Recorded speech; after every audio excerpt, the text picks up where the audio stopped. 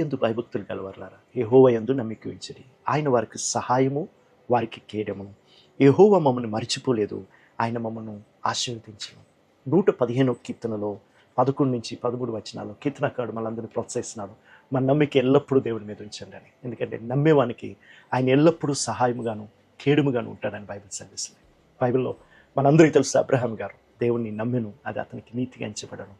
ఆ అబ్రహాంతో దేవుడు మాట్లాడుతూ నేనే నీకు బహుమానము, నేనే నీకు కేడము అని అన్నాడు. అందుకనే ఆయన ఎన్ని అన్య దేశాల్లో తిరిగినా, ఎంత ఒంటరి ప్రయాణం చేసినా దేవుడే తన సంరక్షకుడై, తన సమస్తమై తన్ని ఆశీర్వదించి ఇతరులకు ఆశీర్వాదకరంగా ఉంచాడు.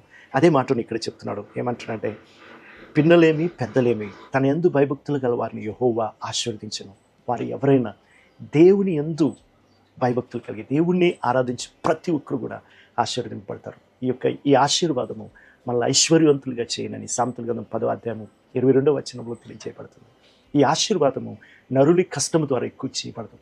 ఇది మనం సాధించింది కాదు, మన కొరకు క్రీస్తే సాధించాడు. మన కొరకు శాపముగా మారి ప్రతి ఆశీర్వాదం మనల్ని అర్హులుగా చేశాడు. ఆశీర్వాదం మనల్ని ఐశ్వర్యవంతులుగా చేయను. మన కొరకు దరిద్రుడిగా మారిన ఆయన నిన్ను నన్ను ఆశీర్వదింపబడి ఇతరులకు ఆశీర్వాదకరంగా ఉంచేవాడై ఉన్నాడు. కాబట్టి మన నమ్మిక ఎల్లప్పుడూ ఆయన మీద ఉంచుదాం. Praise the Lord. ఆమేన్.